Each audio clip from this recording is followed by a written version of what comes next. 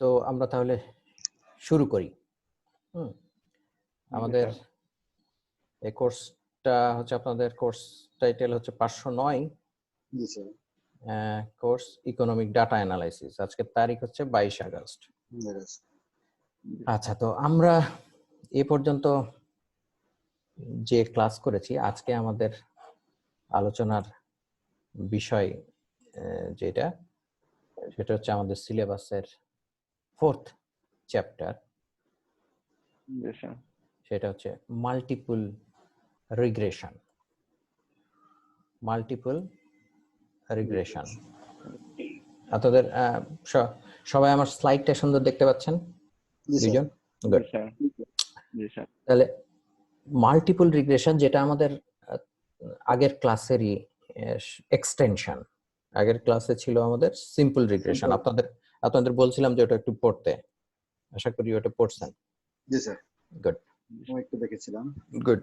ও হালকা দেখলেই মোটামুটি ওইখান থেকে পাওয়া যাবে। হ্যাঁ, তাহলে শুরু করি। যেটা আমাদের মাল্টিপল রিগ্রেশন হচ্ছে আমাদের সিম্পল যে রিগ্রেশন তার এক্সটেনশন। প্রথম লাইনে যেটা লেখা আছে, multiple regression is the extension of simple regression. আসলে সিম্পল রিগ্রেশনে কি ছিল? আমাদের সিম্পল রিগ্রেশনে ছিল দুইটা ভ্যারিয়েবল। জি স্যার। দুইটা ভ্যারিয়েবলের মধ্যে রিলেশন, যেটা এই যে পরের লাইনে বলছে। In simple regression only two variable involved. One is the x, another one is the y. এবং ম্যাথমেটিক্যালি আমরা এইভাবে লিখতে পারি y equal to alpha plus beta x. এটা কিন্তু mathematical expression, not in regression model. Regression মডেলে plus E আছে, error টার্মটা আছে এটার সাথে, ঠিক আছে? তাহলে ম্যাথমেটিক্যালি যেটা দেখাচ্ছে y equal to alpha plus beta x, এটা কি? y হচ্ছে বোঝাচ্ছে যে ডিপেন্ডেন্ট ভ্যারিয়েবল, y হচ্ছে ডিপেন্ডেন্ট ভ্যারিয়েবল। হ্যাঁ, এই যে এই ওয়াইটা ডিপেন্ডেন্ট ভ্যারিয়েবল, হ্যাঁ, আর এক্স হচ্ছে আমার ইনডিপেন্ডেন্ট, বা যেটাকে আমরা বলে থাকি এক্সপ্লেনেটরি ভ্যারিয়েবল, যেটা এক্সপ্লেইন করে ওয়াই এর ভ্যারিয়েশন, এক্সপ্লেইন করে যে ভ্যারিয়েবলটা সেটা এক্স, ঠিক আছে?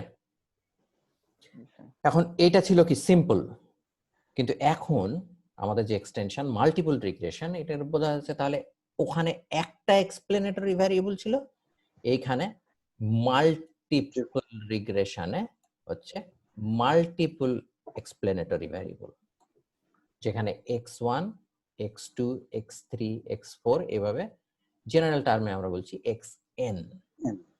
এনটা, এটা 3টা হতে পারে, 4টা হতে পারে, 5টা হতে পারে, whatever it is, more than one.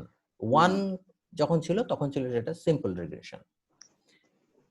যেমন ওইখানে আগের ক্লাসে যেটা উদাহরণ ছিল আমাদের, যে আমরা সাধারণত জানি যে একটা বাড়ির দাম, house price depend on different factor, তার ভিতরে একটা ফ্যাক্টর ওখানে সিম্পল রিগ্রেশনে আমরা আলোচনা করেছি যে বাড়ির সাইজ, যত বড় বাড়ি তত বড় দাম বেশি। বেশি নরমালি অনেক সময় এমন কোনো রিলেশন থাকতে পারে যেখানে নেগেটিভও হতে পারে, তাই না, ভ্যারিয়েবলের সাথে। কিন্তু এইখানে কিন্তু আসলে কি হাউসের প্রাইস শুধুমাত্র সাইজের উপর ডিপেন্ড করে? শুধুমাত্র সাইজ তো না, আরো ফ্যাক্টর হতে পারে।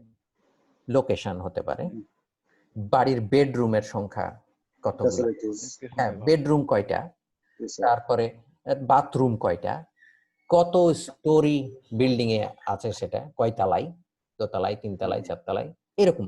তাহলে not only the size, x1 খালি না, এখন x2 বেডরুমের সংখ্যা, x3 হচ্ছে বাথরুমের সংখ্যা, x4 হচ্ছে কত স্টোরে বিল্ডিং, এইরকম। তাহলে এক্সপ্লেনেটরি ভ্যারিয়েবল যখন মোর দ্যান ওয়ান, তখন আমার যেই রিগ্রেশন মডেল হবে সেটা তাহলে আমার মাল্টিপল রিগ্রেশন।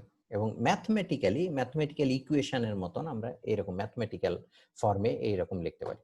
এখন সিম্পল রিগ্রেশনের ক্ষেত্রে কি হয়েছিল, আমার যেহেতু দুইটা ভ্যারিয়েবল ছিল এক্স আর ওয়াই, সেই জন্য simple regression model can be thought as a technique aims at fitting line through xy plot।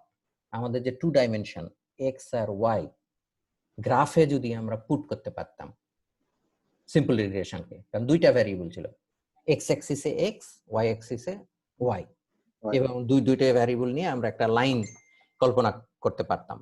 কিন্তু এখন আমার কিন্তু সেটা সম্ভব হচ্ছে না, কারণ এখন তো আমার অনেক ভ্যারিয়েবল, এখানে তো এক্স অনেক কয়টা ভ্যারিয়েবল, মোর দ্যান 2, জি স্যার, এবং এটা 2 ডাইমেনশনাল প্লটে, আর এটা করা যাবে না।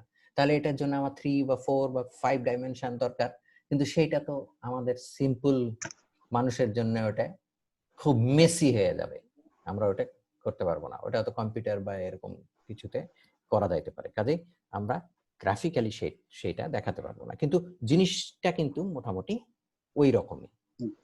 ঠিক আছে, জি স্যার, বোঝা গেছে এই পর্যন্ত? গুড। তাহলে আমরা যদি নেক্সট যাই, তাহলে মাল্টিপল রিগ্রেশন মডেল যদি আমার কে এক্সপ্লেনেটরি ভ্যারিয়েবল হয়, তাহলে সেই মডেলটাকে আমরা লিখতে পারবো এইরকম ভাবে, y equal to alpha plus beta 1 x1 beta 2 x2 K পর্যন্ত, n এর জায়গায় কে বললাম, বুঝতে পারছো, যে বিটা কে আর আলফা এক্স কে, এবং এই যে শেষের এইটা হচ্ছে এরর টার্ম, ঠিক আছে? এই এরর টার্মটা আমার রিগ্রেশনে, যেমন সিম্পল রিগ্রেশনেও ছিল সেরকম মাল্টিপল রিগ্রেশনের ক্ষেত্রেও সেমটা আছে, সিম্পল রিগ্রেশনে যেরকম, ঠিক আছে? এবং ক্যালকুলেশনটা এর যে বিষয়টা, এটা আসলে কি দেখাচ্ছে আমার, এটার যে এস্টিমেট করতে হবে কি আমার বিটা 1 বিটা 2 বিটা কে আর আলফা, এইগুলা কোফিশিয়েন্ট গুলা, এগুলোকে আমরা বলি কোফিশিয়েন্ট। এখন এটাকে আমরা ক্যালকুলেট করি যেই পদ্ধতিতে, যেই মেথডটা, সেটাকে বলা হয়ে থাকে ordinary least square, ordinary least square estimate বা এস্টিমেশন। অর্ডিনারি লিস্ট স্কোয়ার, যেটাকে খুব শর্ট করে আমরা বলি OLS, এই যে OLS estimate, ordinary least square. Multiple রিগ্রেশনের ক্ষেত্রেও যেই রকম, আমার অর্ডিনারি সিম্পল রিগ্রেশনের ক্ষেত্রেও মানে স্ট্র্যাটেজিটা সেম। স্ট্র্যাটেজিটা আসলে কি এইখানে দেখাচ্ছি, এই ইকুয়েশনটা আমরা যদি সিম্পলের সাথে তুলনা করি, সিম্পল রিগ্রেশনের, তাহলে যেটা পাওয়া যায় যে এই যে সিম্পল রিগ্রেশনে আমার ছিল কি, এটা আগের ক্লাসের জিনিস, জাস্ট ওইখান থেকে নিচ্ছি, যে সিম্পল রিগ্রেশনে ছিল y alpha plus beta X আর ই, এই ইটা এররটা কি ছিল, এই যে আমার 2 ডাইমেনশনে যদি আমার রেখা চিন্তা করি, আমার এইগুলা হচ্ছে বিভিন্ন পয়েন্ট গুলা হচ্ছে এক্স আর ওয়াই এর রেসপেক্টে ভ্যালুগুলা, এখানে এক্স এর রেসপেক্টে ওয়াই এর কত ছিল, এক্স এর রেসপেক্টে এখানে ওয়াই, এইভাবে করে বিভিন্ন পয়েন্ট, এর মাঝ দিয়ে আমি একটা এই লাইন, এই ইকুয়েশনটা y equal to alpha plus beta X, এই লাইনটা আমি কল্পনা করতে চাচ্ছি, তৈরি করতে চাচ্ছি, কিন্তু তৈরি করব আমার কিন্তু এই সব পয়েন্টগুলা একদম স্ট্রেট লাইনের উপর নাই, এই যে এই এররগুলা, এই এররটাই হচ্ছে এই ই, এবং আমরা করতে চাচ্ছি কি, এই এররটাকে মিনিমাইজ করতে চাচ্ছি, যাতে আমার লাইনটা এমন জায়গা দিয়ে যায় যাতে এই এররটা, এই যে ডিফারেন্সটা সবচেয়ে কম হয়, সেটাই হচ্ছে লিস্ট এরর হয়। কিন্তু সেই এররটা কিভাবে ক্যালকুলেট করি, আমরা করি usual weight of measuring the, এইটাকে বলছি আমরা রিসিডুয়াল এরর বা রিসিডুয়াল, এবং এটা ক্যালকুলেট করি সাম অফ স্কোয়ার রেসিডুয়াল দিয়ে, এই যে রেসিডুয়ালটার স্কোয়ার করে তার সাম, ঠিক আছে? এবং এই সেম নোটেশনেই আমরা সেম জিনিসটাই এই মাল্টিপল রিগ্রেশনের ক্ষেত্রে আমরা করি, we define the sum of squared residual, হ্যাঁ সেটাকে SSR sum of squares residual, এবং সেটা এমন ভাবে করি যাতে এই বাকি অংশটা y থেকে এই বাকি অংশটা বাদ দিলে যেটা থাকছে সেটা যাতে মিনিমাম হয়, এররটা। ঠিক আছে? এবং যেখানে আমরা ক্যালকুলেট করব এইখান থেকে এই alpha hat, beta 1 hat, beta 2 hat, beta মানে সব সব সব কোফিশিয়েন্ট গুলা। এখন এই হ্যাট দেওয়ার মানে হচ্ছে হ্যাট নোটেশন। হ্যাট দেওয়া বোঝায় যে এইটার এস্টিমেটেড ভ্যালু। ঠিক আছে? এটা জাস্ট থিওরিটিক্যাল পার্ট, যে এটা এইভাবে আমরা করি। কিন্তু আজকাল আমরা কিন্তু এই জিনিসগুলা আর হাতে ক্যালকুলেট করি না। আজকাল স্ট্যাটিস্টিক্যাল প্যাকেজ আছে কম্পিউটারে, জাস্ট আমার ডাটাগুলো দিয়ে সিম্পল ক্লিক করলেই আমার এই পুরো এস্টিমেটটা চলে আসবে, যেখানে আলফা, বিটা 1, বিটা 2, বিটা 3 সব ভ্যালুগুলা দেখাবে। ঠিক আছে কথা? জি স্যার। কিন্তু আমার দরকার কি? আমার দরকার হচ্ছে এইটার ইন্টারপ্রিটেশন, আমি যাতে বুঝতে পারি এটা কি বোঝাবে। ঠিক আছে? সেটাই হচ্ছে আমাদের আলোচনা দরকার, যে আমার ক্যালকুলেট করলে আমি যে ভ্যালুগুলা পাচ্ছি সেটার ইন্টারপ্রিটেশন কি। তো সেটাই হচ্ছে ইন্টারপ্রিটেশন অফ ওএলএস এস্টিমেট। আমি এস্টিমেট করব কিগুলা, যে আলফা আর বিটা গুলা। যেমন সিম্পল রিগ্রেশনের ক্ষেত্রে, এটা সিম্পল রিগ্রেশনের ক্ষেত্রে আমার যে বিটাটা ছিল, সেই বিটাটা কি ছিল? বিটাটা আসলে আমার এক্সপ্লেনেটরি ভ্যারিয়েবলের কি কোফিশিয়েন্ট, সহগ, এক্সপ্লেনেটরি ভ্যারিয়েবলের সহগ, কোফিশিয়েন্ট। ঠিক আছে? এখন এই কোফিশিয়েন্টটা আসলে কি, এইটাকে আমরা যদি এই মানে ডিফারেন্সিয়েশন করি, ডিওয়াই ডিএক্স যদি করি, তাহলেই বিটা পাবো, তাই না? এটা, এবং সেটা তাহলে কি বোঝায়? ডিওয়াই ডিএক্স কি বোঝায়? ম্যাথমেটিক্স আপনারা বোধহয় করছেন, যে changes in Y due to changes in X. Yes. তাহলে এই কোফিশিয়েন্টটা কি বোঝাবে?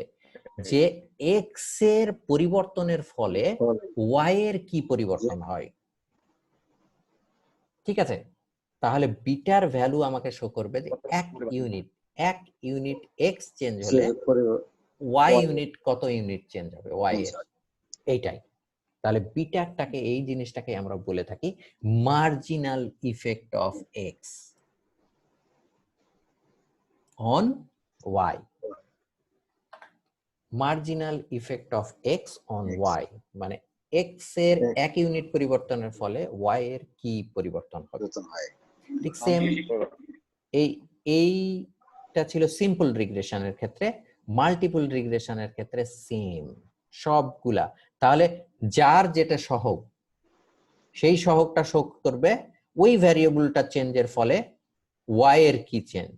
তাহলে বিটা 1 শো করবে এক্স এর চেঞ্জের ফলে ওয়াই এর কি চেঞ্জ হবে। ঠিক আছে? বিটা 2 শো করবে এক্স 2 চেঞ্জের ফলে ওয়াই এর কি চেঞ্জ। কিন্তু এখানে কথা হচ্ছে একটা জিনিস, সেটা হচ্ছে আমরা ল্যাটিনে ইকোনমিক্স এই টার্মটা ইউজ করে থাকি, সেটেরিস প্যারিবাস, মানে হচ্ছে holding all other things constant. তাহলে x1 এর কথা যখন আসছে, অন্যান্য জিনিসকে কনস্ট্যান্ট রেখে স্থির ধরে, তাহলে বিটা 1 কি শো করবে? আমার বিটা 1 শো করবে যে marginal effect of x1 on y, x1 এর ইফেক্ট y এর উপর কখন? যখন এই বাকি সব কিছু হোল্ডিং কনস্ট্যান্ট, অন্য যে ভ্যারিয়েবল গুলো আছে সেইগুলা আমার, অন্য সবকিছুর ইফেক্ট কনস্ট্যান্ট। বোঝা গেছে কথা? জি স্যার। তাহলে ঠিক সেম ভাবে বিটুর তাই, বিটুর ক্ষেত্রে x2 চেঞ্জের ফলে y এর কি চেঞ্জ সেটা বোঝাবে যখন অন্যান্য যে ভ্যারিয়েবল তার গুলা কনস্ট্যান্ট। তাহলে এখন আমার যে প্র্যাকটিক্যাল এক্সাম্পলটা ছিল, আমরা যাব, তাও এখন একটু জাস্ট আমি বলি, আমার আমার যদি এইটা যদি রিগ্রেশন হয় যে হাউস প্রাইস অন, মনে করেন কি বাড়ির সাইজ, বেডরুমের নাম্বার, বেডরুমের এই সরি বাথরুমের পরিমাণ এবং স্টোরি, চারটা যদি ভ্যারিয়েবল হয়, তাহলে x1 যদি আমার বাড়ির সাইজ হয়, তাহলে x1 এর যে কোফিশিয়েন্ট β1 তার ইফেক্ট কি দেখাবে, যে এই অন্যান্য সব কিছু সেম, মানে একটা বাড়ির বেডরুমও যতটা, বাথরুমও ততটা, একই স্টোরিতে, দোতলাই হয়তো সব বাড়ি, সেই বাড়িগুলার ক্ষেত্রে শুধু যদি সাইজ চেঞ্জ হয়, তাহলে প্রাইসের কি চেঞ্জ হবে সেটা দেখাবে হচ্ছে β1, এই কোফিশিয়েন্টটা। ঠিক আছে? জি স্যার। গুড। তাহলে ইন জেনারেল, এটাকে যদি জেনারেল ভাবে আমি বলি, বিজে, জে 1 2 3 4 যে কোনো হতে পারে, লাস্ট লাইনটা বিজে, হচ্ছে তাহলে marginal effect of X J on Y holding all other explanatory variable constant. ঠিক আছে? Yes, sir. বোঝা গেছে এই পর্যন্ত? Yes, sir. গুড। তাহলে আমরা যদি পরের স্লাইডে যাই, যে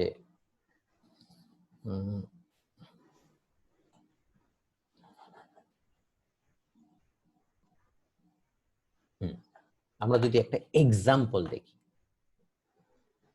ঠিক আছে? দেখা যাচ্ছে? Yes, sir. গুড। আমরা একটা এক্সাম্পল দেখি, ওই যে কথাটাই আমি বললাম, যে suppose we have data on Yeah. Flat, β1.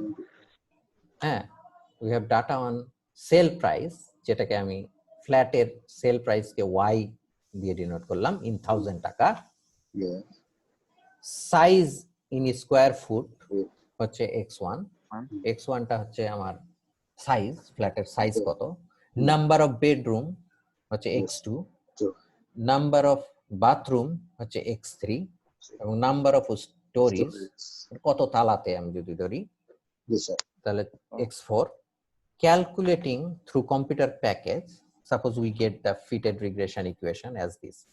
এইরকম এটা আমরা একটা রিগ্রেশন ইকুয়েশন পেলাম। মনে করেন যে এইরকম বিভিন্ন ফ্ল্যাট, তার বিভিন্ন এই প্রাইস এবং তাদের যে কোয়ালিটি গুলা, যেমন নাম্বার অফ সাইজ, তারপর নাম্বার অফ বেডরুম, এই অনুযায়ী আমার মনে করেন 100টা তথ্য আছে, 100টা ফ্ল্যাটের প্রাইস এবং তার কয়টা বেডরুম, কয়টা বাথরুম, সাইজ কত, কত তালায়, ইত্যাদি তথ্য আছে।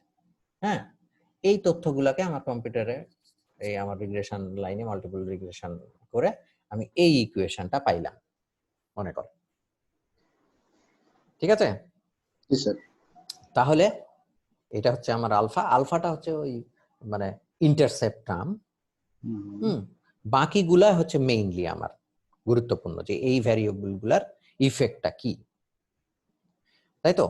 তাহলে এখানে আমার β1, প্রথমে যদি β1 এরটা দেখি, x1 এর, x1 কি, β1 এর ভ্যালু কত আছে 5.43, তাহলে এটা এবং কি পজিটিভ প্লাস সাইন, তার মানে হচ্ছে যে সাইজের সাথে প্রাইসের একটা পজিটিভ রিলেশন আছে, সাইজ বাড়লে দামও বাড়বে। এখন কত সাইজ বাড়লে কত দাম বাড়বে সেটা যদি দেখতে চাই, তাহলে এখন এই কোফিশিয়েন্টটা, তাহলে এটা কি দেখাচ্ছে, এটা দেখাচ্ছে যে an এক্সট্রা স্কোয়ার ফুট, কারণ এক্স এর ভ্যালু 1 ইউনিট চেঞ্জ হলে, বলেছিলাম কি মার্জিনাল ইফেক্ট, এটা এক্স এর ভ্যালু 1 স্কোয়ার ফিট যদি ইনক্রিজ হয়, তাহলে এইটা tend to increase the price of the flat, কত ইনক্রিজ করবে, টাকা 5.43 থাউজেন্ড, কারণ 1000 এ আছে এটা প্রাইস। তাহলে 1 ফুট বাড়ার জন্য, 1 ফুট আমার 1 স্কোয়ার ফিট বাড়ার জন্য আমার প্রাইস বাড়ছে 5.43। বোঝা গেছে কথা? জি স্যার। তার মানে কি, কিন্তু যখন হোল্ডিং অল আদার এক্সপোনেন্ট ভ্যারিয়েবল কনস্ট্যান্ট সবগুলা, তার মানে কি বোঝাচ্ছে যে ইফ উই কনসিডার, পরের লাইনে যান, if you consider flat with the same number of bedroom, same number of bathroom এবং সেম তালাই, সেই রকম একই টাইপের ফ্ল্যাট গুলার ক্ষেত্রে খালি 1 স্কয়ার ফিট যখন বাড়ছে তখন তার প্রাইস 5.43,000 বাড়ছে অন এন মানে গড়ে এরকম, এক্স্যাক্টলি না হলো তাও এইরকম 10 টু ইনক্রিজ। ঠিক আছে, এইরকম একটা রিলেশন, এটা বোঝা গেছে? তাহলে একই টাইপের ফ্ল্যাট গুলার ক্ষেত্রে, মানে অন্যান্য ভ্যারিয়েবল কনস্ট্যান্ট, আমার বেডরুম সমান, বাথরুম সমান, একই তালাই, তবেই কিন্তু এটা প্রযোজ্য। ঠিক আছে, ঠিক সেম ভাবে আমরা অন্য ভ্যারিয়েবলের ক্ষেত্রেও কিন্তু করতে পারি। যেমন interpretation second explanatory variable, second ভ্যারিয়েবলটা কি ছিল? এটা নাম্বার অফ বেডরুম। তো নাম্বার অফ বেডরুমের ক্ষেত্রে কি হচ্ছে যে একটা বেডরুম বাড়ার ফলে আমার কত 28.61 তাহলে এক ইউনিট, এখানেও পজিটিভ রিলেশন দেখাচ্ছে। এই জায়গায় আমার কিন্তু কোনো সময় নেগেটিভও আসতে পারে অন্য কোনো এক্সাম্পলে, তাহলে ওই জিনিসটা ইন্টারপ্রেট করব আমরা ওইভাবে, পজিটিভ হলে পজিটিভ রিলেশন, আর প্রতিটা ইউনিটের জন্য কত এই কোফিশিয়েন্টটা দেখাবে প্রতিটা ইউনিট x2 বাড়ার জন্য। x2 কি আছে? আমার বেডরুম। তাহলে একই সাইজের বাড়ি, একই পরিমাণ বাথরুম এবং একই তালাই যে ফ্ল্যাটগুলা, তাদের মধ্যে যদি একটা বেডরুম আপনি বাড়ানো দেখা যায়, একটা বেডরুম বাড়লে সেই বাড়িগুলা প্রায় 28,000 28.61,000 প্রাইস বাড়তে পারে, বেড়ে যাবে। ঠিক আছে, এবং সেই কথাটাই একটা জাস্ট উদাহরণ হিসাবে এখানে পরের লাইনে বলেছি যে if you consider flat with the same size with the same number of bathroom and storage, for example 800 square ফিটের একটা ফ্ল্যাট উইথ 2 বাথরুম আর 2 স্টোরেজ, দোতলা, একই সেম 800 স্কয়ার ফিটেরই বাড়ি, সবগুলার ক্ষেত্রেই 2টা বাথরুম এবং একটা একই দোতলায়, তার ক্ষেত্রে যদি আপনি জাস্ট এক নরমালি হয়তো 2টা বেডরুম আছে, সেখানে যদি 3টা বেডরুম নিতে যান তাহলে দেখা যাবে যে এর প্রাইস 28.61,000 বেড়ে যাবে। ঠিক আছে, সিমিলারলি এইটার ইন্টারপ্রিটেশন আপনার থার্ড কোফিশিয়েন্ট যেটা আছে সেটা হোমওয়ার্ক বাসায় আপনারা থার্ড ফোর্থ গুলা করবেন এইভাবে। থার্ড ফোর্থে কি দেখাচ্ছে যে এক ইউনিট একটা বাথরুম বেশি নিতে গেলে আপনার 171,000 বাড়াতে হবে, আর যদি যত উপরে তালায় যাবেন তত দাম বাড়বে দেখাচ্ছে এখানে মানে এই এক্সাম্পল। এবং অনেক যদি এখানে ফোর্থ ইকুয়েশনের ক্ষেত্রে যে মাইনাস থাকতো, হ্যাঁ, তাহলে কি যত উপর তলায় যাব তত দামটা কমে যাবে? দাম কমে যেত। গুড, এত কমতো, মানে একতলা উপরে গেলে কমে যাবে এত 763,000 টাকা কমে যাবে। এইরকম শো করবে। ঠিক আছে, গুড, এই পর্যন্ত তো বোঝা গেছে, তাই না? এখন একটা বিষয় গুরুত্বপূর্ণ, যে আমরা তো বললাম অনেকগুলাই বলছি, কিন্তু এখানে স্ট্যাটিস্টিক্যাল একটা অ্যাসপেক্টস আছে যেটাকে আমরা বলি যে ঠিক আছে এটা তো দেখাচ্ছে 5.42 বাড়বে, এটা এটা এটা এটা আরেকটা এক্সাম্পল, এটা আপনাদের বইয়ের এক্সাম্পল, সেই কারণে এখান থেকে দেখা যাচ্ছে বই থেকে যে 2824, এখানে 1771 না 17,105, আর এখানে 7,634। এতো, কিন্তু আসলে কি এই যে জিনিসটা বাড়ানা দেখাচ্ছে এইটা কি স্ট্যাটিস্টিক্যালি সিগনিফিকেন্ট কিনা, এইটা হচ্ছে গুরুত্বপূর্ণ। ঠিক আছে, এবং এই স্ট্যাটিস্টিক্যাল সিগনিফিকেন্স গুলাই আমরা আসলে, যেটা আপনাদের আপনার যদি লাস্ট ক্লাসে দেখেন আমাদের ওই যে শেষে ছিল বোধহয় যে হাইপোথিসিস টেস্টিং আমরা বলি, যে এই ক্ষেত্রে এইখানে আমার হাইপোথিসিসটা হচ্ছে যে β1 = 0, β2 = 0, মানে আসলে এই যে 5.42 এটা কি সত্যি না এটা আসলে 0, এই জিনিসটা আমাদের এখন রেজাল্ট থেকে চেক করতে হবে। আমরা যে রেজাল্ট পাবো সেটাই যে গ্র্যান্টেড তা কিন্তু না, সেটা স্ট্যাটিস্টিক্যালি সিগনিফিকেন্ট কিনা, হ্যাঁ সেই জিনিসটা। এবং আমরা যদি একটা স্ট্যাটিস্টিক্যাল প্রোগ্রামে রিগ্রেশন রান করি তাহলে এই ভ্যালুগুলো আমরা পাই। এখানের ভিতর গুরুত্বপূর্ণ ভ্যালু হচ্ছে এই লাস্টের 4টা ভ্যালু, এবং এইগুলাই আমার মানে বোঝার বিষয়, ঠিক আছে। টি স্ট্যাট এইগুলা হচ্ছে কোফিশিয়েন্ট, দেখেন এই যে x1 এর কোফিশিয়েন্ট এইটা যে 5.42, x2 এর কোফিশিয়েন্ট হচ্ছে এই যে 2824, ঠিক আছে, এরকম পাওয়া যাবে। স্ট্যান্ডার্ড এরর বলতে বোঝায় এইটার হচ্ছে স্ট্যান্ডার্ড ডেভিয়েশন, মানে এটা কত বিস্তৃতিতে আছে, ঠিক আছে। টি স্ট্যাট আর পি স্ট্যাট হচ্ছে আমার এই ভ্যালুটা 0 9 এইটা ইন্টারপ্রেট করতে সাহায্য করবে। কিভাবে করবে সেটা পরে আসছি। আর এই লোয়ার আর আপার 95% এটা কনফিডেন্স লিমিট বলে, ঠিক আছে। সেটার ইন্টারপ্রিটেশন আসছি পরে ধীরে। এখন এই যে ভ্যালু যেগুলো পেলাম এটার ভিতর আমার মেইনলি এই যে লাস্ট লাইনে বলছি, the statistical property of regression coefficient, the p-value and the confidence interval are the most important number. এই p-value এবং এই যে কনফিডেন্স ইন্টারভ্যাল, এই লোয়ার আর আপার এইগুলা হচ্ছে ইম্পর্টেন্ট, ঠিক আছে। এখন সেটা কি দেখাবে? ফার্স্ট p-value আসলে কি দেখায়? p-value of an coefficient is less than 0.05, এইটা যদি হয়, খেয়াল করেন এটা সাধারণত আমরা এই 0.05ই জেনারেলি ধরে থাকি। যদি এই কোফিশিয়েন্টটা এই পি ভ্যালু, এইটার পি ভ্যালু যেগুলো আছে প্রতিটা কোফিশিয়েন্টের এগেনস্টে একটা করে পি এর ভ্যালু আছে, এই পি ভ্যালু যদি 0.05 এর কম হয়, লেস দেন, তাহলে আমরা বলি যে কোফিশিয়েন্ট বিটা, এই যে এইটা এক্স এর পাশে যে কোফিশিয়েন্ট সেই কোফিশিয়েন্টের যে ভ্যালু সেটা স্ট্যাটিস্টিক্যালি significant at 5% level.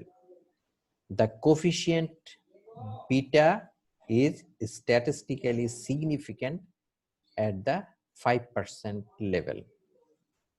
ঠিক আছে, এটার মানে কি?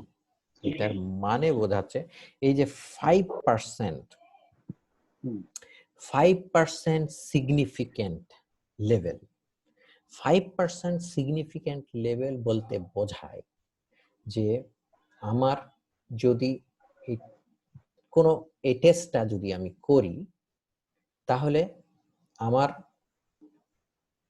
100 বারের মধ্যে 5 বার আমার এই ভ্যালুর বাইরে যাবে, এই ভ্যালুর বাইরে যাবে, বাকি 95%ই আমার কনফিডেন্স যে এই ভ্যালুটা এই 5.42 হবে। বোঝা গেছে কথা? তার মানে 0.05, এই 5% থেকে 0.05 আসছে, কিন্তু 5% কে 100 দিয়ে 5 কে 100 দিয়ে ভাগ দিলে তখন 0.05 আসবে। তাহলে 0.05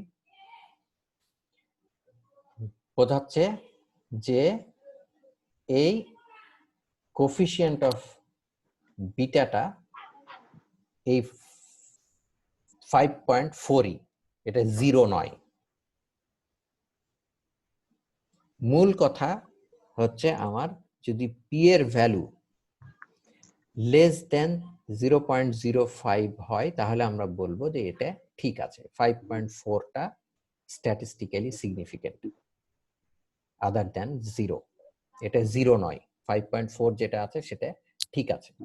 তার মানে এর ইফেক্ট x1 এর ইফেক্ট যেটা আমরা বলছি 5.4 সেটা স্ট্যাটিস্টিক্যালি সিগনিফিকেন্ট। যদি পি এর ভ্যালু 0.05 এর বেশি হয় তাহলে আমার সেটা সিগনিফিকেন্ট নয়, সেটা আসলে 0 এখানে যতই দেখাক।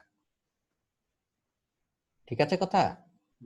স্ট্যাটিস্টিক্যাল সেন্সে এখানে যাতেই দেখাক এই ডিফারেন্স এইটা আসলে 0 এবং সেটাকে আমরা বলি স্ট্যাটিস্টিক্যাল সিগনিফিকেন্ট।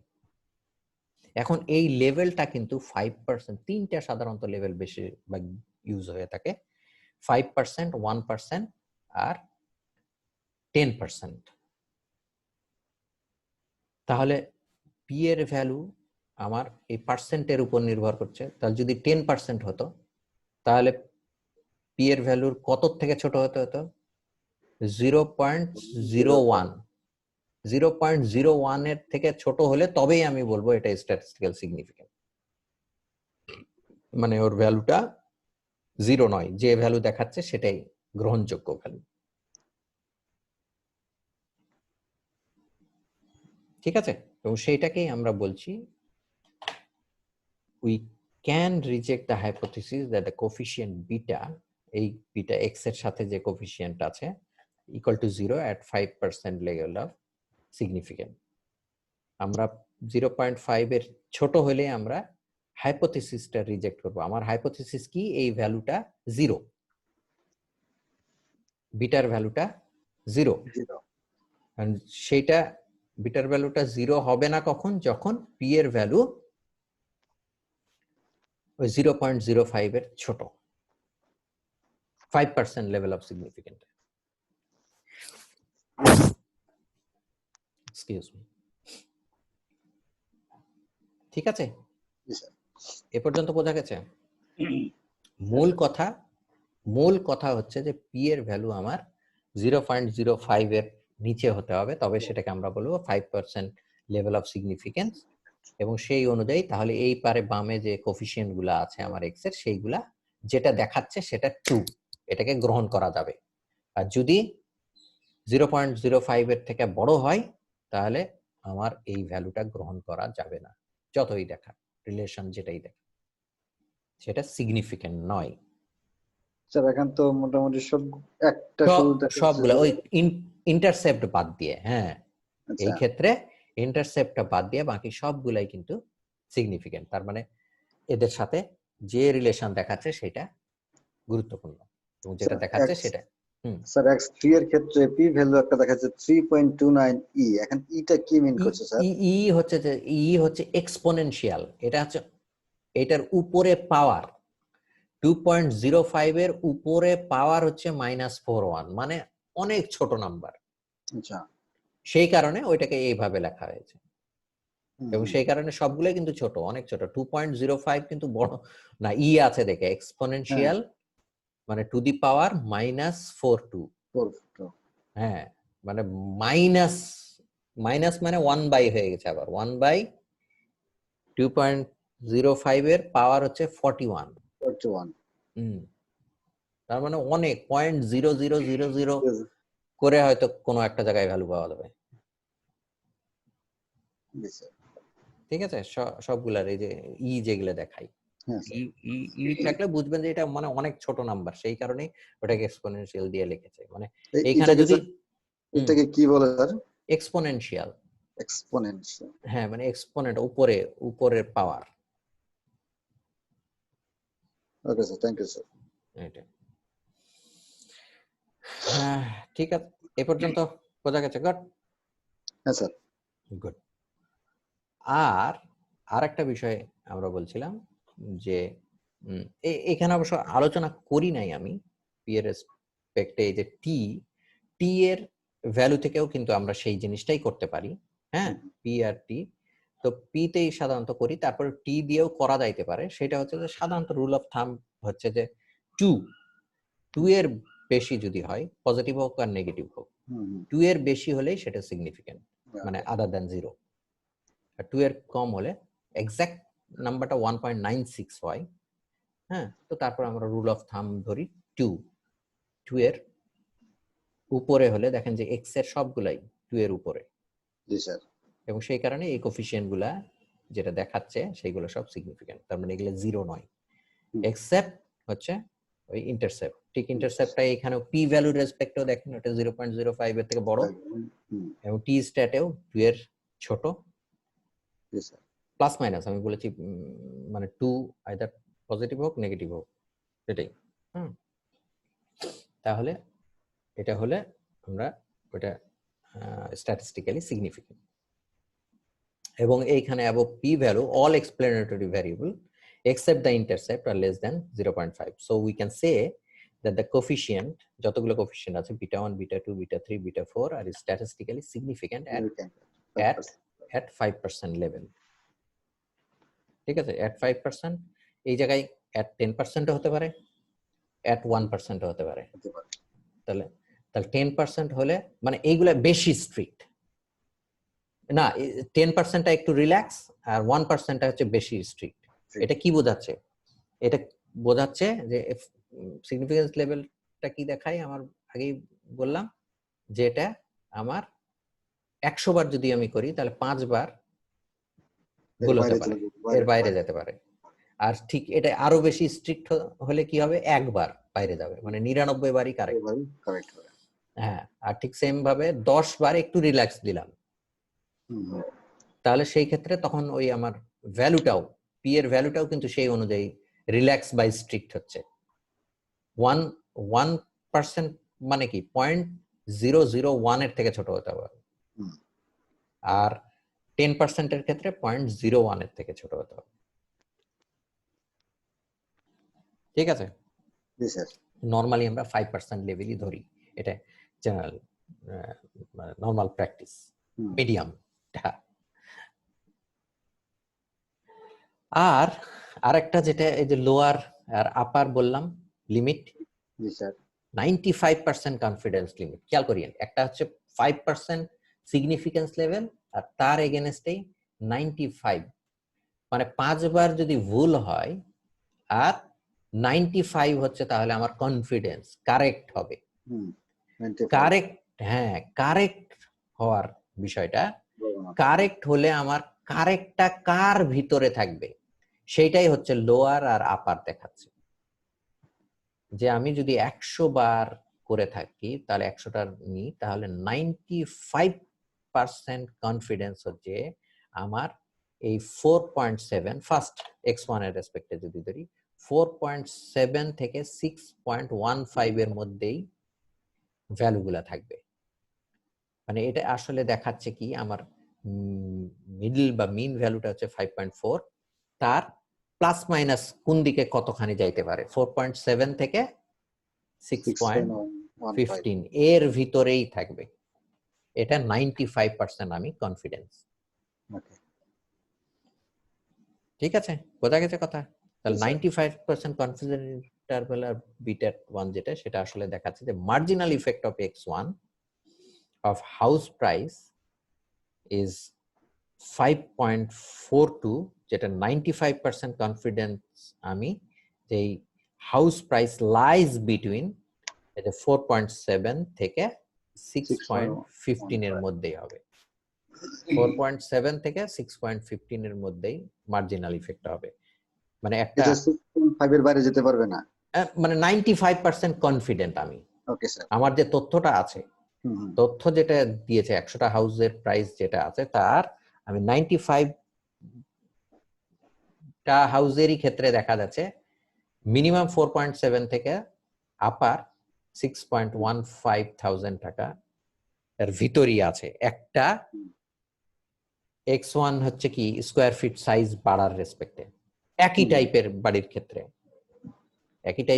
ক্ষেত্রে, তাহলে লোয়ার মিনিমাম আমার 4.7, একই স্কোয়ার ফিটের জন্য 4.7 1000 দিতে হবে, আর ম্যাক্সিমাম দিতে হলে 6.1 6.15,000 দিতে হবে। Yeah. এর ভিতরেই সব আছে, ম্যাক্সিমাম 95 টাই, এটাই বোঝাচ্ছে। ঠিক আছে, জি স্যার। বোঝা গেছে আজিজুর? আজিজুর কি আছে নাকি? হ্যাঁ আছে তো, আছে তো, ওর বোধহয় স্পিকার অফ করা নাকি। হ্যাঁ, খেয়াল করিয়েন যে এই ক্লাসে যদি ভালো মতন বুঝে যান তাহলে কিন্তু আর সমস্যা হবে না। তারপরে আমি চেষ্টা করব যে এটাকে আপনার রেকর্ড দিয়েছি, রেকর্ডটা হলে আমি হয়তো ইউটিউবে আপনাদের জন্য দেওয়ার। ঠিক আছে, স্যার স্লাইডটা তো আমরা পাবো নাকি স্যার? হ্যাঁ হ্যাঁ হ্যাঁ, এ বিষয়ে তো পরে ইয়ে করি। হ্যাঁ। আচ্ছা, তাহলে এই পর্যন্ত বোঝা গেছে? জি স্যার। Good good. এখন আরো একটা ভ্যালু এখানে হয়তো দেখাইনি, আরো একটা ভ্যালু আমার থাকে আর স্কোয়ার, এবং যেটা কিন্তু আমার সিম্পল রিগ্রেশনেও আপনারা খেয়াল করেছিলেন। আর স্কোয়ার হচ্ছে গুডনেস অফ ফিট বলি আমরা, যে এই লাইনটা কত ভালোভাবে ফিট করেছে তথ্যতে। আমার যে 100 টাকা ফ্ল্যাটের প্রাইস এবং অন্যান্য তথ্য আছে, সেটা কত ভালো এক্সপ্লেন করতে পারছে আমার সেই গুডনেস, সেইটা আমার আর স্কোয়ার দিয়ে দেখায়। এবং আর স্কোয়ার সাধারণত মানে পয়েন্টে থাকে, মানে 0 থেকে 1 এর মধ্যেই, এটা এটা এটা পয়েন্ট হওয়া উচিত 0.5, 0.5 0.5 হলে তাহলে কি শো করবে এটা আমার, যে এইখানে আমার যে ভ্যারিয়েবল গুলা আছে x1 x2 x3 x4, এই ভ্যারিয়েবল গুলা আমার হাউস প্রাইস কে অ্যারাউন্ড 54% এক্সপ্লেন করতে পারছে। মানে হাউস প্রাইসের যে ভ্যারি হচ্ছে সেটা এই চারটা ভ্যালু দিয়ে আমার এখানে এই রিগ্রেশন অ্যানালাইসিস যেটা করেছি অ্যারাউন্ড 54% এটাকে এক্সপ্লেন করতে পারছে। বাকি যে 46% আছে সাম আদার ফ্যাক্টর, যেটা আমি জানি না, এখানে ইনক্লুড করি নাই, বা এরর যে ই আছে আমার। তার মানটা কত, মানে ভালো হবে না উপরের দিকে বেশি হলে কোনটা? উপর 0 থেকে 1, 0 হলে একদম নাই, কোনোই সম্পর্ক এখানে এক্সপ্লেন করতে পারে নাই, আর 1 হলে প্রপারলি যা টোটাল 100% এক্সপ্লেন করতে পারেছে। তাহলে 1 এর যত কাছাকাছি হবে তত ভালো। তারপরেও এটা কিন্তু ভালো ভালো ভালো মন্দের বিষয়টা আসলে সব সময় ইয়া না, গুরুত্বপূর্ণ না। এখানে বিষয় হচ্ছে যে এক্সপ্লেন কতখানি করতে পারছে, সেটা আমরা সাধারণত দেখি, যদিও সাম আদার অ্যাসপেক্টস আছে, আমরা এর কিছুক্ষণ পর যাব ওই বিষয়গুলোতে। ঠিক আছে, এই জিনিসটা শো করে। তাহলে আর স্কয়ার মূলত কিছু করে গুডনেস অফ ফিট, এবং সেটা দেখায় যে আমার এক্সপ্লেনেটরি ভ্যারিয়েবল গুলা আমার এই হাউস প্রাইস ডিপেন্ডেন্ট ভ্যারিয়েবলকে কত পার্সেন্ট এক্সপ্লেন করতে পারেছে। পরীক্ষার সময় কি এরকম মডেল দিয়ে মানে ওখানে ইয়ে করে সবগুলো হতে পারে, ইয়েস। তো তথ্য দেওয়া থাকবে, সেটাকে এক্সপ্লেন করতে হবে, সেটাই গুরুত্বপূর্ণ, তাই না? ওকে, এখন আমার সিম্পল রিগ্রেশন আর মাল্টিপল রিগ্রেশন আমরা দুটেই দেখেছি, কিন্তু আমার সমস্যা কি হতে পারে যদি আমি মাল্টিপল রিগ্রেশনের জায়গায় সিম্পল রিগ্রেশন ব্যবহার করি? তাহলে কিছু প্রবলেম হতে পারে। সেটার আমরা যদি দেখি, যে যেমন একটা এক্সাম্পল হিসাবে, আমার এই এক্সাম্পল আমরা লাস্টে যেটা করলাম, যে আমার হাউস প্রাইস আমার কার কার সাথে রিলেটেড আমরা ধরলাম, যে size, number of bedroom, number of bathroom, number of storage. কিন্তু এই জায়গায় যদি শুধু নাম্বার অফ মানে সাইজের সাথে, বা নাম্বার অফ বেডরুম, এখানে যেটা করেছে নাম্বার অফ বেডরুম, শুধু নাম্বার অফ বেডরুম দিয়ে যদি আমি রিগ্রেশনটা রান করি, তাহলে দেখা যাবে, দেখেন এখানে কি আছে, যে কোফিশিয়েন্টটা পাওয়া গেছে কত, 13,000 না, ওটা তো ইন্টারসেপ্ট, ইন্টারসেপ্ট, হ্যাঁ আলফা, এটা বিটা আমার দরকার 13,269, মানে 70ই ধরলাম, 98 70, স্ট্যাটিস্টিক্যাল সিগনিফিকেন্ট, কারণ পি ভ্যালু হচ্ছে less than 0.05। কিন্তু আমার যখন কত এটা দেখাচ্ছে 13,270, কিন্তু কিন্তু আমার যখন অন্যান্য ভ্যারিয়েবল গুলাও যখন নিয়েছি তখন দেখাচ্ছে মাত্র 2,824। ঠিক আছে, তাহলে কত ডিফারেন্স দেখেন, তাহলে এইটা আমাকে মিসলিড করতে পারে। স্যার এত ডিফারেন্স হওয়ার কারণটা কি স্যার এখানে? ডিফারেন্স হওয়ার কারণ যে অন্যান্য ভ্যারিয়েবল গুলাকে আমরা কনসিডার করি নাই, ওকে, সেই জন্য অন্যান্য ভ্যারিয়েবলের যে ইফেক্টটা সেটাও এর ভিতরে x2 এর ভিতরে নিয়ে নিয়েছে কিছুটা। এবং সেই কারণেই আমরা যখন রিগ্রেশন অ্যানালাইসিস করব, কাজে গুরুত্বপূর্ণ যদি কোনো ভ্যারিয়েবল আমার ছুটে যায় তাহলে কিন্তু এই রকম মিসলিডিং রেজাল্ট আসতে পারে, যেটা কিন্তু আমরা মনে করব যে খুব সুন্দর, হয়তো এই অনুযায়ী যদি আমি কোনো মানে সিদ্ধান্ত নিই তাহলে কিন্তু ভুল সিদ্ধান্তে উপনীত হব, মিসলিড করবে। বোঝা গেছে কথা? এটা কোন সফটওয়্যারে করবে? এইগুলো আজকাল অনেক সফটওয়্যারে করা যায়, SPSS আছে, eViews আছে, হ্যাঁ, তারপরে আজকাল স্ট্যাটা বিভিন্ন সফটওয়্যার ইউজ করে। নাকি ব্যবহার? হ্যাঁ, কথা বুঝতে পারলাম না। বললাম ইভিউস নাকি এখন আর ব্যবহার হয় না এখন? না না, হয়, এটা ব্যবহার যে ব্যবহার করছে তার উপর নির্ভর করে। এখন যত দিন যায় নতুন নতুন জিনিস আসে, ভার্সন চেঞ্জ হয়ে যায়। আপনার মোবাইল যেমন আগে যে মোবাইল ব্যবহার করেছেন এখন কি আর সেগুলো ব্যবহার করেন? কিন্তু আছেন, খুঁজলে মার্কেটে হয়তো পাওয়া যাবে। এই হলো বিষয়। নতুন হ্যাঁ, নতুন নতুন নতুন নতুন জিনিস আসে, নতুন নতুন সফটওয়্যার আসছে। মানুষ এখন এখন বেশিরভাগ ক্ষেত্রে মানুষ স্ট্যাটা ইউজ করে, স্ট্যাটা আর SPSS এরকম। স্টার্টারে স্যার ওখানে ইয়াগুলা দেওয়া, ডেটাগুলা দেওয়া সহজ হয় দিয়ে সব জায়গায় এটা এটা নির্ভর করে যে ব্যবহার করছে তার কাছে। কারো কাছে হয়তো ইউজি পছন্দ, এটা যে যখন যেটা শেখে তার কাছে সেটা তখন ইজি মনে হয়।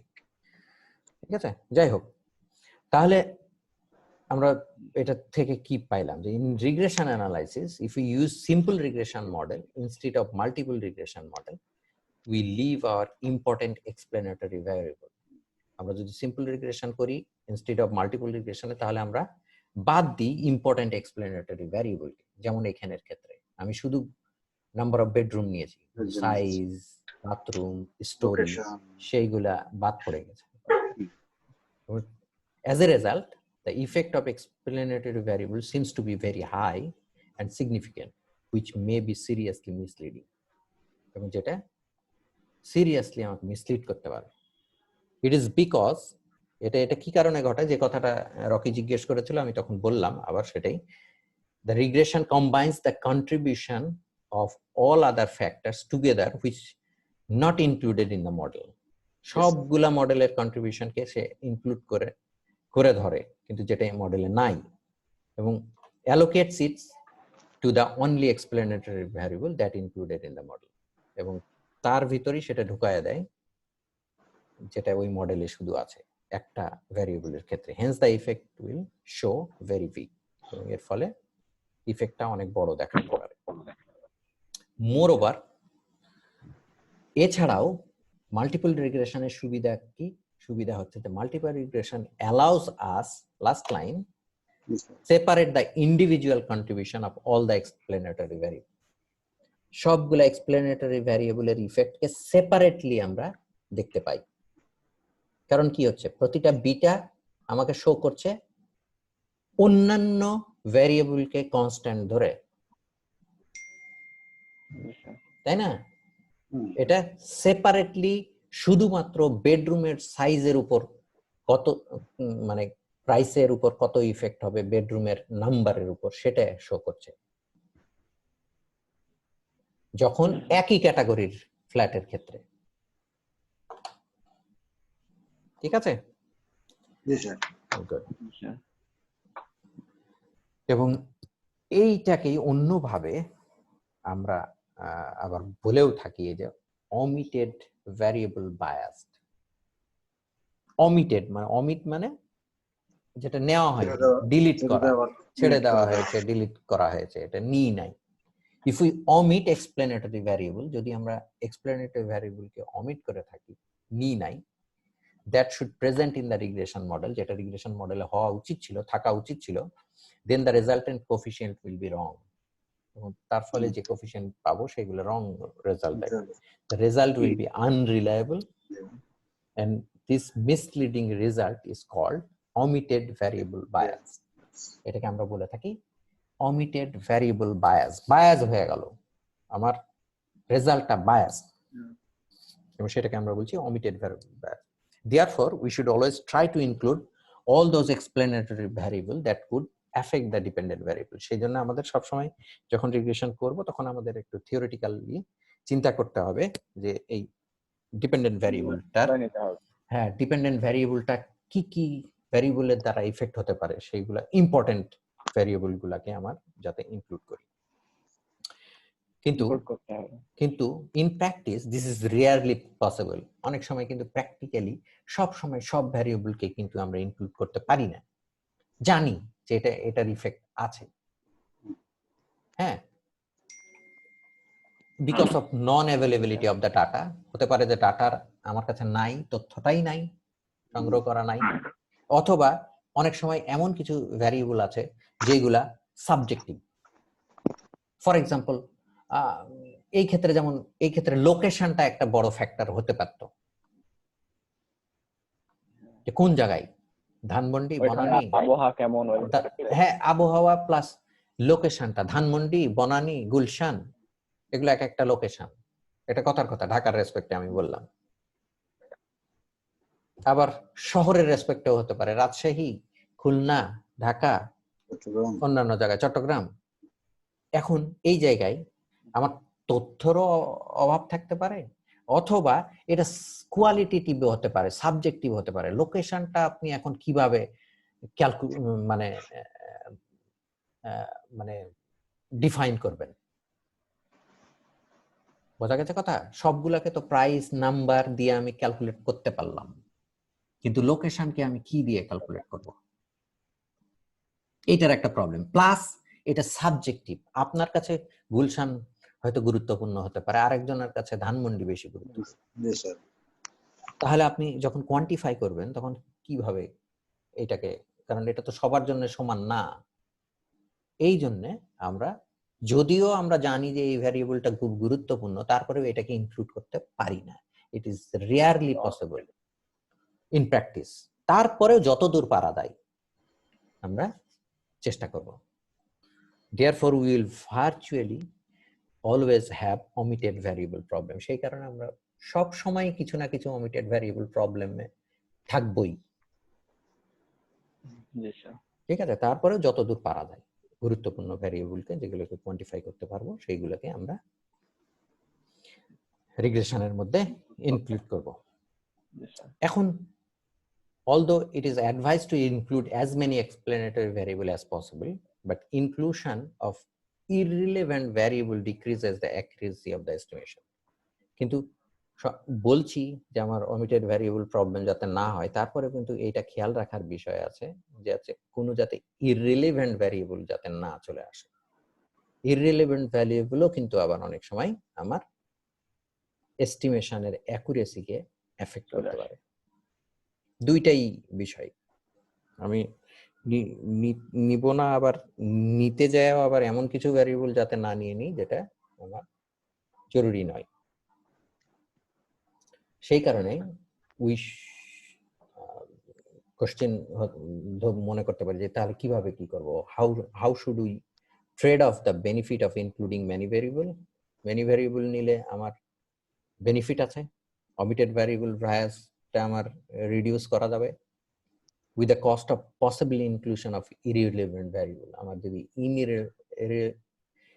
irrelevant variable আবার ইনক্লুড করি, বেশি করতে যায়, তাহলে সেই ক্ষেত্রেও আবার অ্যাকুরেসিটা হবে না। তো সেই ক্ষেত্রে আমার রিডিউস দ্য অ্যাকুরেসিটাও আমার কিভাবে করব, এই যে ট্রেড অফ কিভাবে করা যেতে পারে, এবং এইটা করার একটা কমন প্র্যাকটিস হচ্ছে ক্লাস প্যারাগ্রাফে বলছে যে কমন প্র্যাকটিস আমরা কমনলি করে থাকি, এটা begin with as many explanatory variable as possible, যতগুলা আমার গুরুত্বপূর্ণ আমি মনে করছি সেইগুলা নিয়ে প্রথমে আগে শুরু করি রিগ্রেশনটা প্রথম রান করি, তারপরে দেখি then discard those that are not statistically significant, যেগুলা স্ট্যাটিস্টিক্যালি সিগনিফিক্যান্ট নয়, মানে আমার 0.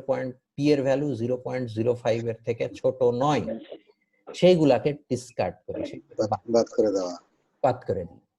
দেখি, খেয়াল করি যে খুব গুরুত্বপূর্ণ যদি না হয় তাহলে 2-4 টাকায় ওগুলা বাদ দিয়ে দেব। কিন্তু এইখানে however some common sense is required, এর কিন্তু রিসার্চারের কমন সেন্স ইউজ করতে হবে about what a good initial regression might be, আমার কোন কোন ভ্যালুয়েবল গুলা ইনক্লুড করা দরকার সেটা কিন্তু আপনার রিসার্চারকেই ডিসাইড করতে হবে কমন সেন্স অ্যাপ্লাই করে।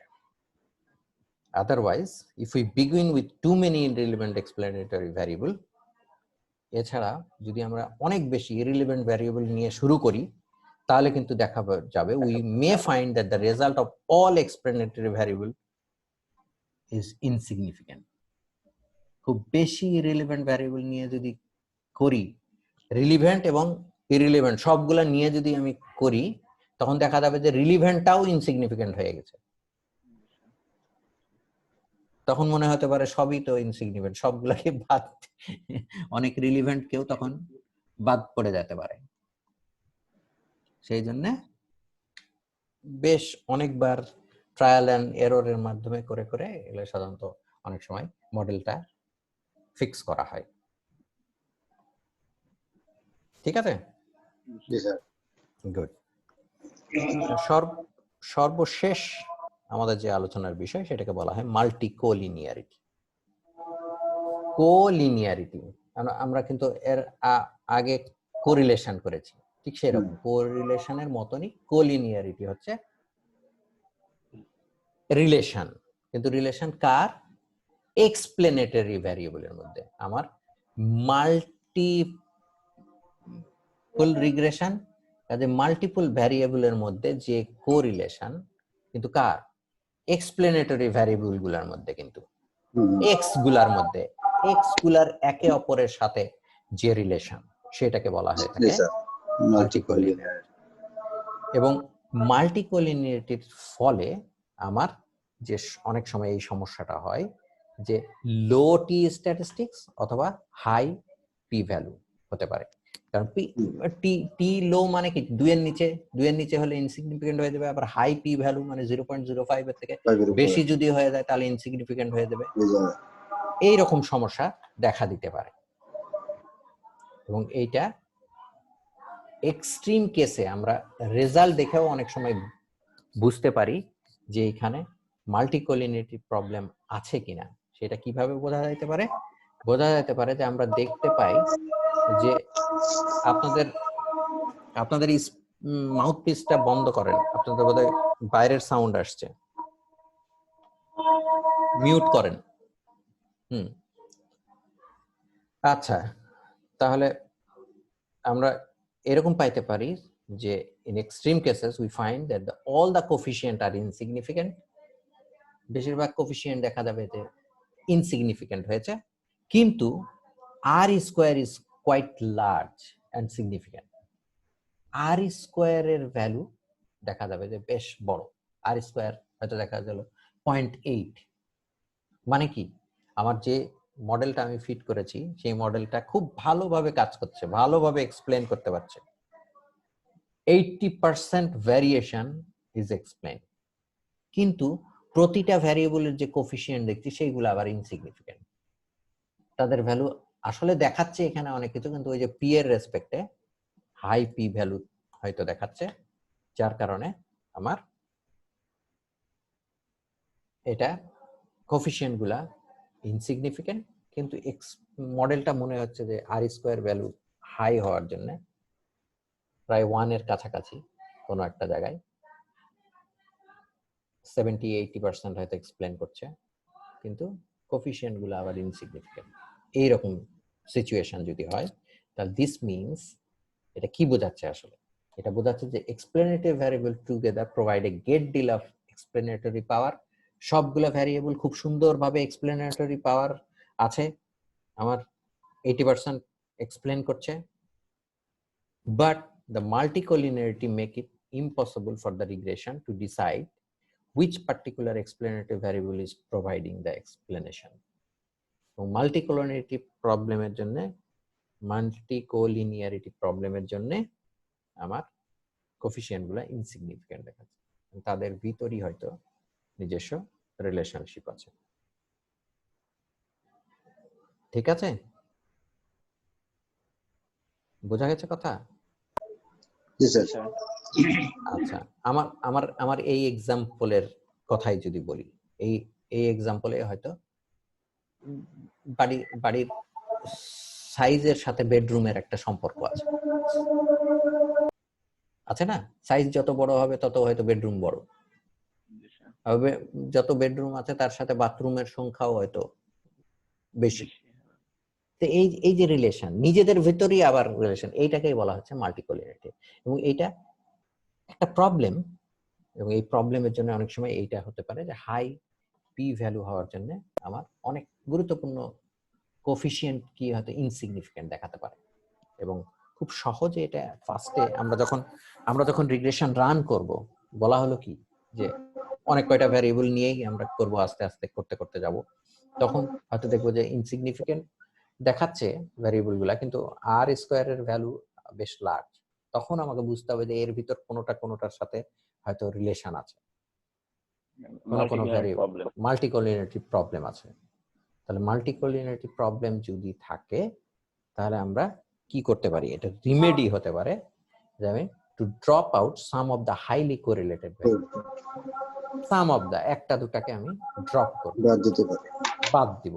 যেমন একটা কথার উদাহরণ হিসাবে এখানে যদি মানে বেডরুমের সাথে বাথরুম একটা সম্পর্ক থাকতে পারে, তা আমি যদি দেখি যে সবগুলো ইনসিগনিফিকেন্ট দেখাচ্ছে, তার মানে আর এদিকে আর স্কোয়ারের ভ্যালু অনেক হাই দেখাচ্ছে, তাহলে বুঝবো যে এখানে মাল্টিকলিনিয়ারিটি প্রবলেম আছে। এবং আমরা এটাকে কার কার সাথে সম্পর্ক আছে সেটা কিন্তু আমরা দেখতে পারি কোথায়? কোরিলেশনের মাধ্যমে। আমরা যে তথ্য আছে সেটা বেডরুম আর বাথরুমের সংখ্যা, এই দুইটার আমরা যদি কোরিলেশন ক্যালকুলেট করি তাহলে দেখা যাবে হাই। সাধারণত 0.5 এর উপর হলে আমরা সেটাকে হাই কোরিলেশন ধরি, 0.8 0.9 হয়তো দেখা গেল, তাহলে তখন আমরা করতে পারি কি একটা সমাধান, যে কোনো একটা ড্রপ করব, হয় বাথরুমের নাম্বার ড্রপ করে দিলাম, এই ভ্যারিয়েবলটা ড্রপ করলাম, দিয়ে রিগ্রেশন রান করলাম, তাহলে আমার এইভাবে মাল্টিকলিনিয়ারিটি প্রবলেম সলভ করা যায়। কিন্তু আবার কথা এটাও থাকছে, 5% এর বেশি হলে এই হাইলি কোরিলেটেড। আমরা সাধারণত এই ক্ষেত্রে রিগ্রেশনের ক্ষেত্রে 0.5 এর বেশি, 0.5 এর বেশি হলে কি কোরিলেশনে মনে আছে?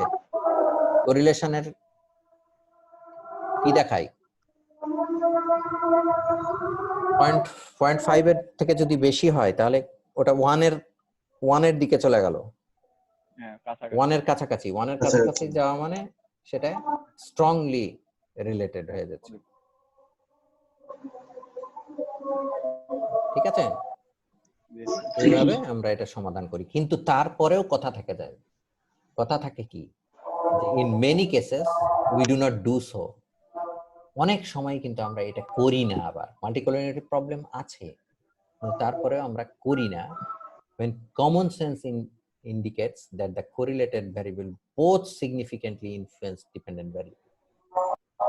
আমাদের ডিপেন্ডেন্ট ভ্যারিয়েবলকে দুইজনই খুব গুরুত্বপূর্ণ ভ্যারিয়েবল, ডিপেন্ডেন্ট ভ্যারিয়েবলের রেসপেক্টে, এবং দুইটা সিগনিফিকেন্ট দেখাচ্ছে, তাহলে কোরিলেশন মাল্টিকলিনিয়ারিটি থাকলেও আমরা ওটাকে ইগনোর করি। কিন্তু যদি দেখা যায় যে একটা ইনসিগনিফিকেন্ট হচ্ছে, তাহলে অনেক সময় আমরা ওটাকে ড্রপ করতে পারি। ঠিক আছে, আবার নাও করতে পারি যদি আমরা মনে করি যে না এটা খুব গুরুত্বপূর্ণ ভ্যারিয়েবল এর রেসপেক্টে, ইনসিগনিফিকেন্ট ইনসিগনিফিকেন্ট দেখাচ্ছে মাল্টিকলিনিয়ারিটি প্রবলেমের জন্য, কিন্তু তারপরে আমি অন্যটার ইফেক্ট এখানে দেখার জন্য আমরা ভ্যারিয়েবল গুলোকে রাখতে পারি। ঠিক আছে, যেমন একটা example, if you run a regression for a house price in size, number of bedroom, bathroom and a story, then we may found the number of bedroom or bathroom are highly correlated. Bedroom or bathroom highly correlated. So now to solve the problem multicollinearity, we may throw out one of the variable, একটা variable কে আমরা throw করতে পারি। Throw হবে TH, মানে এটাকে বাদ দিতে পারি। ঠিক আছে, but we may not also hesitate to do so. আমরা এটা করতে হেজিটেট ফিল করতে পারি, নাও করতে পারি, বিকজ কমন সেন্স আমাকে বলছে যে both of them are significantly influence house prices. আমি জানি যে দুইটাই কিন্তু খুব গুরুত্বপূর্ণ ভ্যারিয়েবল, বেডরুম এবং বাথরুমের সংখ্যা। কাজে এটাকে আমি, যদিও আমি জানি মাল্টিকলিনিয়ারিটি প্রবলেম আছে, ওটা জাস্ট বলবো যে মাল্টিকলিনিয়ারিটি প্রবলেম আছে এবং কোরিলেশন থেকে আমরা দেখতে পাই যে ওটা খুব বেশি স্ট্রং না, হয়তো এই যুক্তি দিয়ে আমরা রেখে দিতে পারি যে আছে 0.5 হতে পারে, আর বেশি না, 0.8 তো না, 0.9 তো না, বেশি স্ট্রং না, সেই জন্য আমরা রাখছি।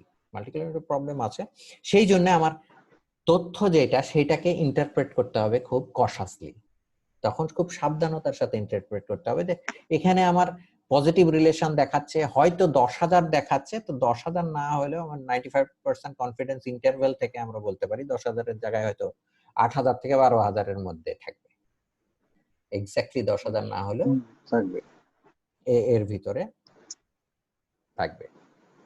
ঠিক আছে, যেমন এই ক্ষেত্রে যদি here the coefficient of x1 is highly significant at 5% level, whereas another variable x2 is not. যদি মনে করেন যে আমি এরকম একটা করলাম, তাহলে জাস্ট একটা এক্সাম্পল আমি করছি যে ইন্টারপ্রেট কিভাবে করব কোনটা। ঠিক আছে, here coefficient x1 is highly significant 5% লেভেলে, whereas another variable x2 দেখেন কত, p ভ্যালু কত 0.87, মানে 0.05 এর বড়, কাজে এটা x2 টা সিগনিফিকেন্ট না। ফার্দারমোর 95% কনফিডেন্স ইন্টারভ্যালও আমি যদি দেখি যে x2 0.14 আর কোথায় 0.1 এর অনেক বড় কনফিডেন্স ইন্টারভ্যাল, -1.7 থেকে 2.09। ঠিক আছে, this result suggests that the independent variable have only weak explanatory power. Independent variable আমার weakly explain করছে এখানে, এবং ইন কন্ট্রাস্ট বিপরীতে আমি দেখছি যে r স্কয়ার দেখাচ্ছে যে 0.76, মানে কি 76% আমার এখানে এক্সপ্লেন করছে এই রিগ্রেশনটা, এবং which is strongly significant। এই r স্কয়ার যে 0 নয়, এই যে এখানে আবার পাশে p এর নিচে টেবিলটাতে খেয়াল করেন, টেবিলটার কি বলছে যে r square is 0.76 and p value for testing r square equal to 0। এই r square যে 0 নয়, এইটার টেস্ট যখন করছি তার p ভ্যালু আবার অনেক ছোট, এটার ক্ষেত্রেও 0.05 এর ছোট হলে আপনি ধরবেন যে r স্কয়ার যেটা দেওয়া আছে সেটা ঠিক। এর 0.05 এর যদি বেশি হয় p ভ্যালু দিয়ে, তাহলে আমি বুঝবো যে সেটা 0 কি 0 নয়। যদি p ভ্যালু 0.05 এর ছোট হয় তাহলে আমার r স্কয়ারের যে ভ্যালুটা আছে সেটা কারেক্ট, সেটাকে সত্য ধরবো। তাহলে 76% আমার এক্সপ্লেন করেছে।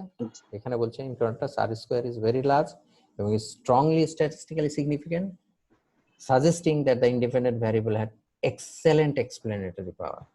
এখানে খুব ভালো এক্সপ্লেন করেছে, কিন্তু আমি ওখানে দেখছি যে একটা ভ্যালু মাত্র একটা কোফিশিয়েন্ট সিগনিফিকেন্ট আর একটা সিগনিফিকেন্ট নয়। হ্যাঁ, তাহলে আমরা কি সাসপেক্ট করতে পারি? therefore we may suspect that the multicollinearity problem is here. এখানে মাল্টিকলিনিয়ারিটি প্রবলেম একটা থাকতে পারে। তাহলে আমার ওইটা আমরা ওই দুইটা ভ্যারিয়েবলের মধ্যে আবার কোরিলেশন রান করে আবার দেখবো এবং দেখবো যে আমি এখানে দেখাইনি, আমরা দেখতে পাইতে পারি যে সেখানে বেশ হাইলি কোরিলেটেড তারা, 0.8 বা 0.9।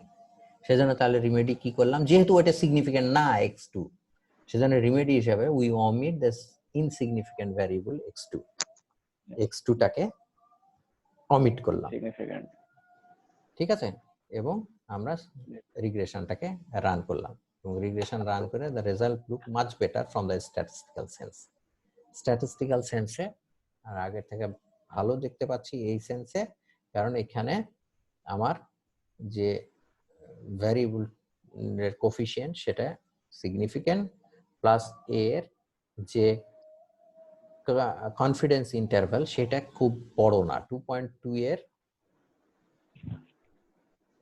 লোয়ার লিমিট দেখাচ্ছে 1.86 আর আপার লিমিট 2.58, খুব বেশি